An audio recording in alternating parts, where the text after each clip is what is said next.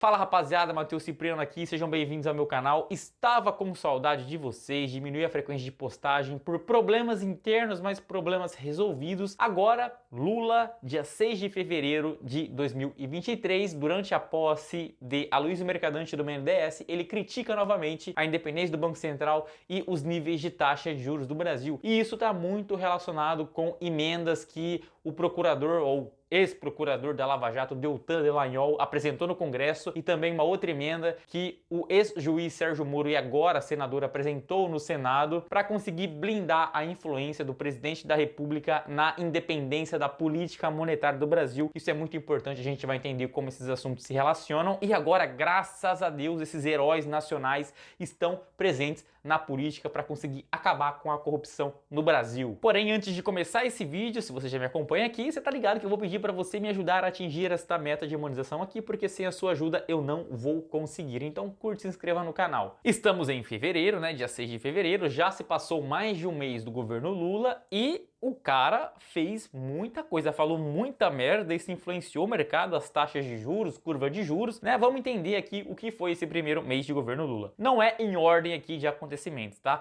Mas ele criticou as metas de inflação, ele falou que o Brasil vive numa meta de inflação da Europa, quando na verdade deveria viver numa meta de inflação do Brasil, ou seja, o cara quer colocar os 9 dedos dele em praticamente tudo do Brasil. O cara, ele não tem limites, então ele critica a meta de inflação do Brasil. E isso está muito relacionado com a proposta do Sérgio Moro lá no Senado, que a gente vai entender um pouquinho mais adiante nesse vídeo. Ele criticou aí, vive criticando incessantemente a independência do Banco Central, criticando aí a atuação de Roberto Campos Neto, que é um excelente presidente do Banco Central. Ele também foi lá na Argentina, falou do interesse em criar uma moeda comum entre Brasil e Argentina. O economista que ganhou o Prêmio Nobel de Economia também criticou isso, falou que vai ser um desastre essa moeda. Não sou eu que estou falando isso, vários economistas, eu também falo isso. O cara que ganhou o Prêmio Nobel também fala isso. Teto de gastos também, o cara vive criticando o teto de gastos. Eu não vou jogar toda a culpa aqui no Lula, porque o Bolsonaro também furou o teto de gastos inúmeras vezes. Teto de gastos, eu vou falar um pouquinho mais adiante também, foi um mecanismo importante que foi criado, mas aparentemente não está mais funcionando. Lei das estatais, foi alterada lá no ano passado a lei das estatais para que pudesse novamente o governo influenciar politicamente nas empresas estatais. Acabou com a blindagem da lei das estatais. Agora, o Mercadante no BNDES, que não poderia, segundo a lei das estatais, ele assumiu por conta dessa alteração da lei. Então o cara já fez muita coisa. E também o mais importante, o mais perigoso, que acendeu um alertinho aí na minha cabeça, na cabeça de vários investidores, foi que 12 dias após o governo Lula assumir a presidência da República, o que ele faz? Ele vai lá e troca a administração do COAF, que antes estava com o Banco Central, para o Ministério da Fazenda. O que é o COAF, meu jovem camarada? O COAF é o órgão, o maior órgão do Brasil em combate à corrupção, lavagem de dinheiro, tráfico de drogas. Sérgio Moro, o Deltan, falou que foi extremamente importante a participação, a atuação do COAF em relação aos escândalos da Lava Jato, e agora é basicamente como se a gente estivesse colocando a raposa para tomar conta do galinheiro. Não faz o menor sentido trocar a administração do COAF para o Ministério da Fazenda. Deixa que o Banco Central tá funcionando, para que vai querer influenciar nisso também, cara? Então, você vê que o cara coloca os 9 dedos dele em tudo, então isso é extremamente perigoso. Se isso não te preocupa, meu amigo, você precisa rever o que é preocupação para você, então. Bom, vamos entrar em detalhes sobre tudo isso daqui, então. Primeiro, antes da gente entrar em detalhe, vamos ver o que Lula falou sobre o Banco Central, sobre as taxas de juros durante a posse de Mercadante do BNDES. É para isso que o BNDES pode contribuir para fazer com que a taxa de juros nesse país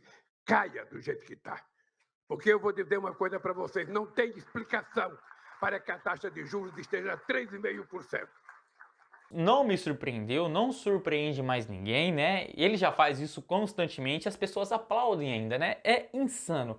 É realmente muito insano que as pessoas aplaudem essa insanidade. O cara, ele não tem limites. E é claro que isso mexe com a curva de juros. Essa aqui não é a curva de juros mais atualizada, tá? Eu vou ser sincero com vocês, eu ainda não encontrei um site que me dê uma curva de juros tão bonita como essa aqui. Essa aqui eu peguei lá no Twitter do Breia, né? Que eu vou deixar o link aqui na descrição se você quiser acompanhar. E também, se você não me segue no Twitter, me segue lá. Tô colocando o link aqui embaixo. Então a gente pode ver que antes do segundo turno das eleições do Brasil, o mercado estava precificando uma queda da taxa Selic, porque a taxa Selic já está num patamar muito alto, as taxas de inflação já caíram bastante, o Brasil estaria pronto para começar a reduzir os juros, porém, após essas inúmeras falas do Lula, né, essa curva de juros aqui de cima, que é referente a 2 de fevereiro, ela está sinalizando o que? Em vez de uma queda, agora um leve aumento e uma queda da taxa de juros mais adiante, né? Ah, mas vai subir só mais um pouquinho, né? Não faz diferença. Cara, isso faz muita diferença porque uma curva sinalizava queda de juros, a outra está sinalizando uma alta de juros. Cara, isso aqui muda muito o panorama do Brasil, né? Fica muito nublado o quadro de investimentos do Brasil, né? A responsabilidade fiscal, jurídica, enfim, fica muita coisa nublada, então o mercado, em vez de precificar uma queda de juros, pode aumentar, pode ir para 13, pode ir para 14, pode ir para 15, ninguém sabe para onde pode ir com essa insanidade que o Lula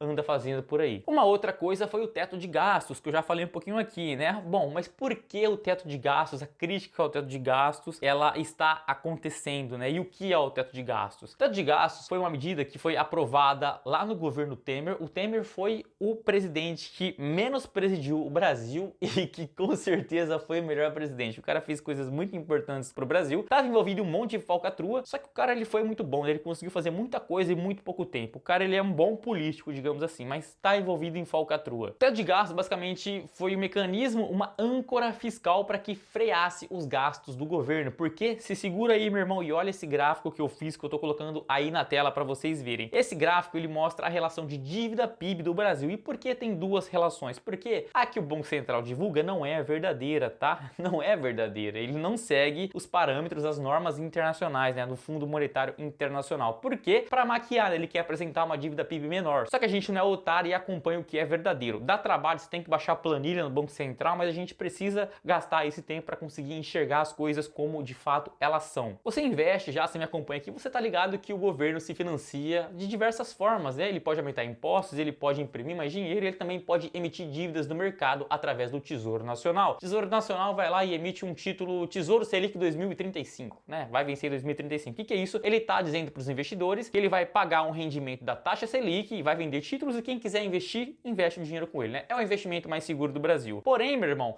tem vários títulos que o Tesouro Nacional ele emite que ele não consegue jogar no mercado, ele não consegue vender, ou porque a taxa de juros desses títulos não é muito atraente para os investidores, porque o risco do Brasil está aumentando e os juros não é condizente, então os investidores preferem investir em ações, em crédito privado, em fundos imobiliários, mandar dinheiro para fora do Brasil, então os investidores não compram esses títulos. O que acontece? O Tesouro fala ao Banco Central, se vira, pega isso daí e se vira. O Banco Central vai lá, consegue lançar mais alguns títulos no mercado através das operações compromissadas, porém ele ainda fica com uma parcela de títulos que ele não consegue vender. Pasmem, meus amigos, o valor desses títulos que o Banco Central não consegue vender é de meros 1,2 trilhão de reais. É insano, esse número cresceu absurdamente e esses títulos que o Banco Central ele não consegue vender, ele fica paradinho na carteira do Banco Central e esses 1,2 trilhão de reais não são contabilizados na relação de dívida PIB. E meu irmão, não é como se fosse 100 reais, não é aquela nota de 100 conto que você acha no bolso, de 10 conto que você acha no bolso. Mano, é 1 trilhão de reais, é muito dinheiro, né? E os caras resolvem não contabilizar isso, na minha opinião, para maquiar os dados do Brasil. E a gente pode ver nessa imagem aqui, na linha verdadeira, na linha branca, que a partir de 2014 os gastos do Brasil começam a subir de forma desenfreada. E lá em 2016, o governo Temer cria a âncora fiscal do teto de gastos, né, onde limita os gastos do governo, né? E a gente pode ver, cara, que os gastos do Brasil continuam aumentando demais. Chegou a atingir quase 100% do PIB lá em 2020. Foi insano quanto subiu. Mas depois de 2016, depois de diversas coisas que foram feitas, também a aprovação da reforma da Previdência mudou, diminuiu, começou a diminuir os gastos do Brasil e começou a ficar um pouquinho mais controlado, né? Os gastos obrigatórios, digamos assim. Porque esse é o real problema do Brasil. O Brasil tem muitos gastos obrigatórios que estavam crescendo, mas conseguiu frear isso e precisa continuar fazendo reformas para conseguir diminuir esses gastos. Então o teto de gastos ele foi essa âncora fiscal que não está funcionando mais, vou ser sincero com vocês, Bolsonaro já furou o teto de gastos, Lula critica, Lula conseguiu furar o teto de gastos com uma canetada de Gilmar Mendes, né? A gente fala, pô, pra que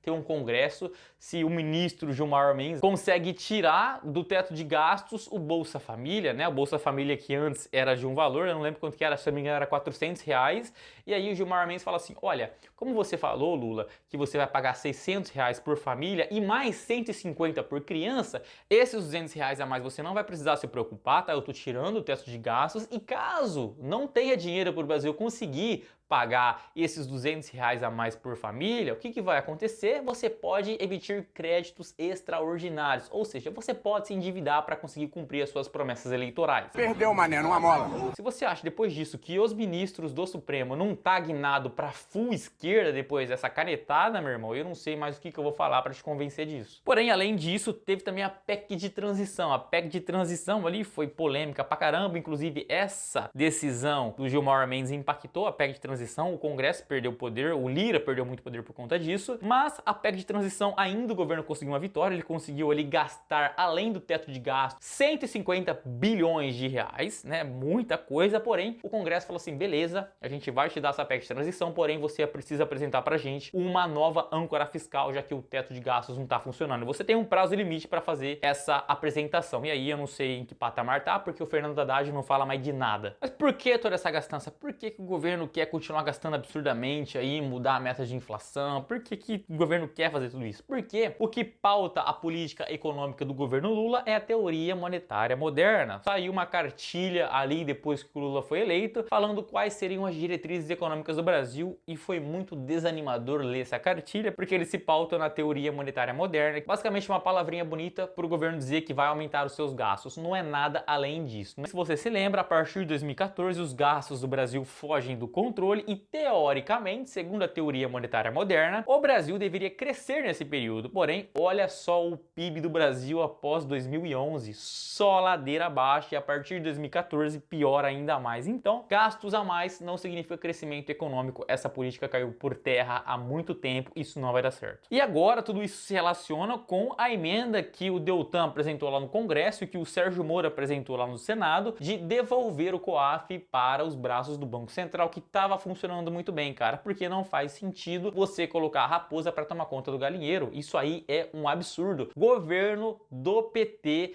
que está envolvido em escândalos do Mensalão, Petrolão, Lava Jato, tudo ocorrendo sob a administração do governo Lula, e ele incrivelmente não sabia de nada. O cara recebeu um triplex, o cara recebeu um sítio lá em Atibaia e ele não sabia de nada, né? E agora, você colocar o COAF sob a administração do Ministério da Fazenda, sendo extremamente influenciado pelo Lula e pelo socialista do Fernando Haddad, cara, isso aí, sinal vermelho para tudo quanto é lado. Então isso aí é uma insanidade, precisa voltar para o Banco Central, pelo amor de Deus, que ainda é independente. Ainda. Porém, além disso, a emenda do Sérgio Moro, ela apresenta um avanço também para as políticas monetárias do Brasil. Por quê? Eu falei para vocês no começo do vídeo que o Lula ele criticou as metas de inflação, que o Brasil vive numa realidade de meta de inflação de Europa, quando deveria ser uma meta de inflação de Brasil, né? Quanto que é a meta de inflação do Brasil, segundo o Lula? 50%? 98%? Como ele parabenizou com todas as palavras do alfabeto dele, a excelente situação econômica da Argentina no ano de 2022. A Argentina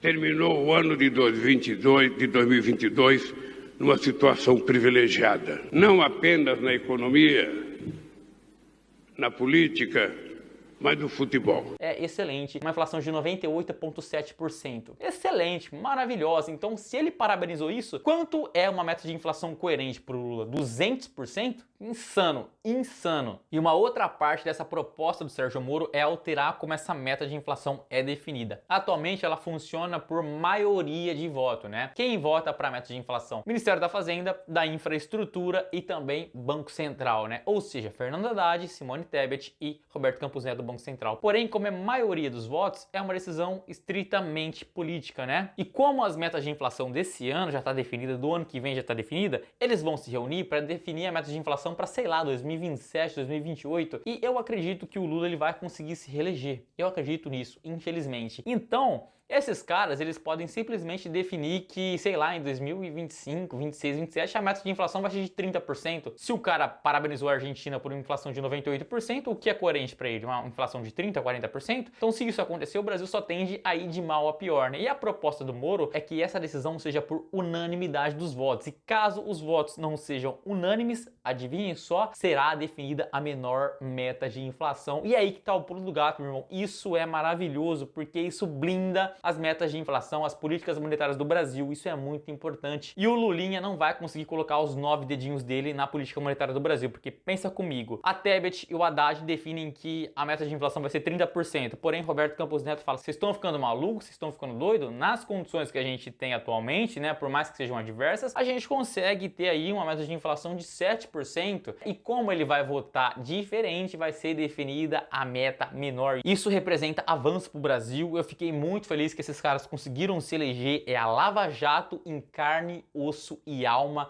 no Congresso, no Senado brasileiro. A gente conseguiu reformular muitos parlamentares, ainda bem. Então a gente precisa com que essas medidas sejam aceitas para blindar a corrupção, a lavagem de dinheiro, o tráfico de droga e também tirar a influência política nas políticas monetárias do Brasil. Isso é um avanço extremamente importante. Novamente eu quero pedir a sua ajuda para atingir essa meta de monetização aqui. Eu tenho essa meta, eu só consigo isso com a sua curtida e você se inscrevendo nesse canal. Eu sou Matheus Cipriano, muito obrigado por ter assistido esse vídeo até aqui. Tamo junto, valeu e até mais.